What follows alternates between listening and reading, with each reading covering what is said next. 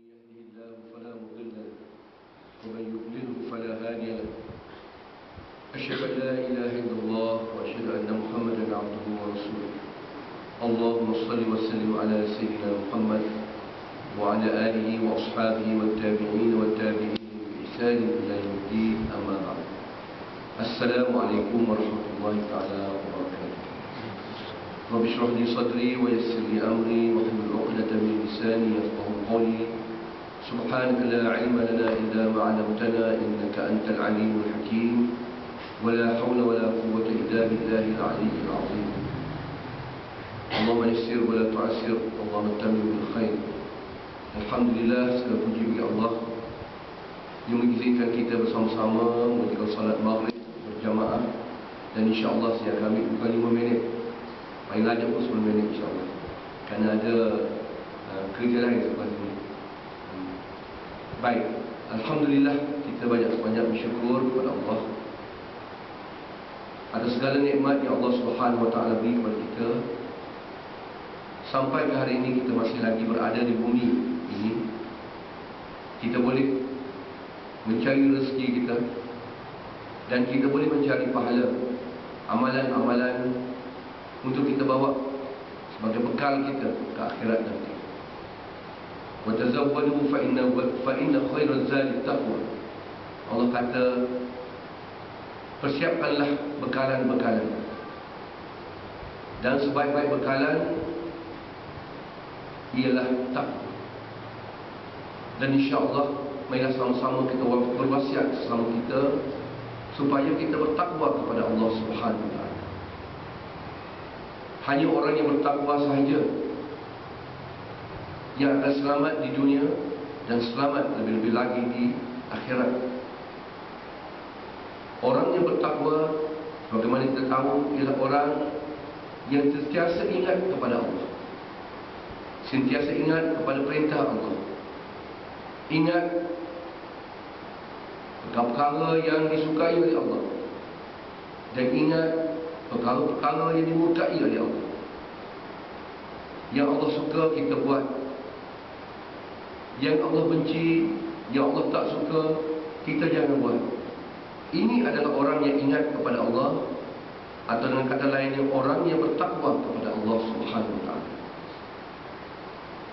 Dalam kehidupan kita ini, setiap langkah yang kita lakukan, setiap perbuatan yang kita lakukan, setiap perkataan yang kita katakan, semuanya akan dihisap oleh Allah Subhanahu Wa Taala. Dan setiap sesuatu yang kita lakukan itu akan dikira sama ada ia sebagai satu amalan takwa atau ia sebagai amalan biasa, atau amalan yang tidak ada sangkut paut dengan takwa. Amalan takwa ialah amalan orang yang ingat kepada Allah, yang melakukan sesuatu itu kerana Allah, dan dia melakukan kerja yang diredai oleh Allah sahaja, dan menjauhi segala kerja, segala perbuatan yang dimurkai oleh Allah Subhanahu Wa Taala. Dan kita pada hari ini, Alhamdulillah, kita datang untuk bersolat. Ia adalah satu amalan takwa. Kita mari dari rumah kita sampai ke sini untuk bersolat, maka kita tahu ini adalah amalan yang Allah redai, yang Allah suruh, yang Nabi suruh kita buat, dan kita laksanakannya. Maka ia menjadi satu amalan takwa. Dan banyak lagi amalan-amalan takwa yang lain dalam kehidupan kita ini. Tiada satu amalan pun kecuali ia dihisap, dikira sama ada ia ada takwa atau tidak. Dan kita sekarang ini berada pada waktu yang agak genting, kerana waktu ini adalah waktu pilihan raya. Waktu kita memilih siapakah yang akan memerintah kita, siapakah yang akan menjadi wakil kita. Dan di sini, dengan kata lainnya, kita memilih untuk menilai sesuatu sama ada ia ada takwa atau tidak. nak memilih sesuatu yang baik atau tidak. Dan seterusnya, ia mencerminkan kesaksian kita, persaksian kita kepada orang yang kita pilih, atau persaksian kita kepada parti yang kita pilih. Dengan kata lainnya, kita akan mengatakan kepada Allah, ya Allah, aku pilih orang ini untuk menjadi pemimpin aku kerana dia orang yang bertakwa. Aku tolak orang ini daripada mewakiliku ialah kerana dia kurang takwa, kerana dia banyak buat dosa, kerana dia tidak melaksanakan perintah Allah. Maka aku tolak dia. Aku ingin pemimpin yang mentaati Allah. Begitu juga persaksian kita daripada jamaah atau parti yang kita pilih. Kita ini berkata kepada Allah, ya Allah, aku pilih parti ini ialah kerana parti ini diredai olehmu, ya Allah, kerana perjuangannya, kerana matlamatnya, kerana kerja buatnya, kerana manifestonya, kerana janji-janjimu menepati kerja-kerja takwa yang engkau suka.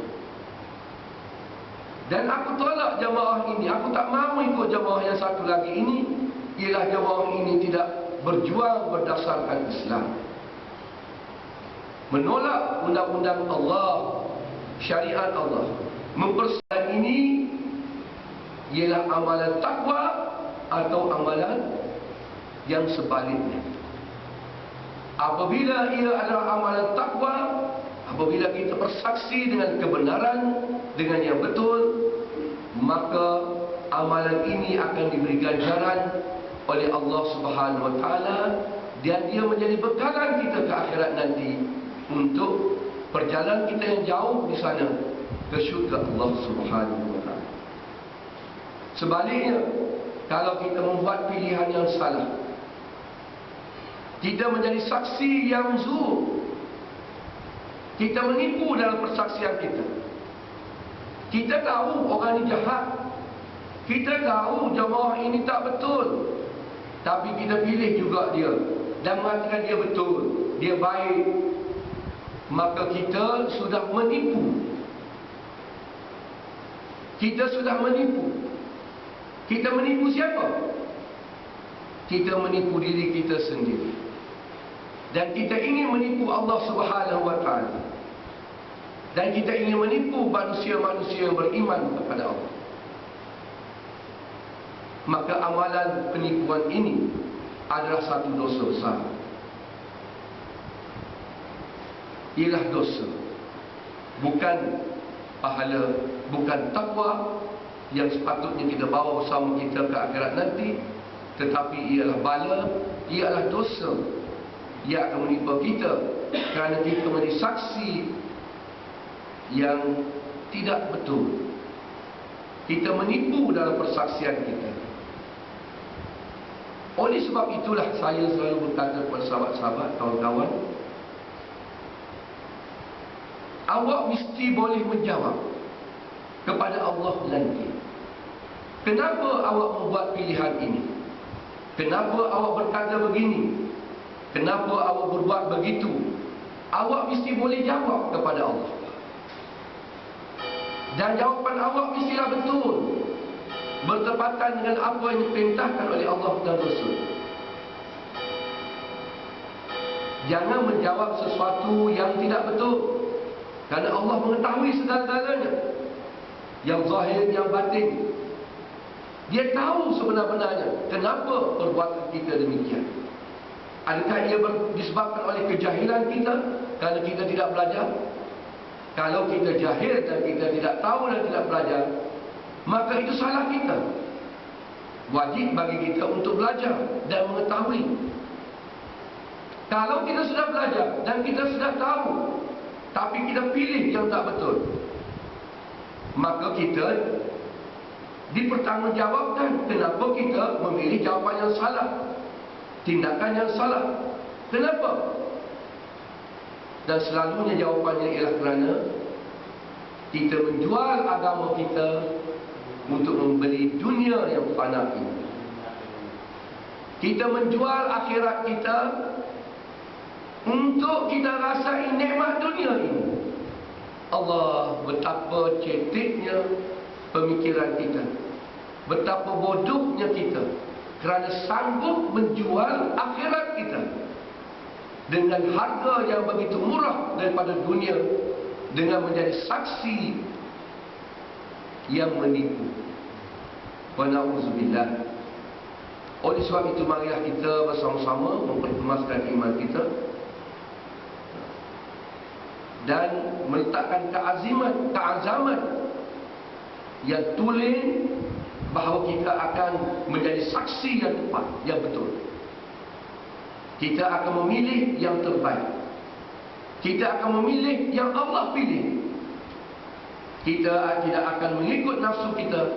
Kita tidak akan mengikut godaan syaitan dan godaan manusia yang sesat.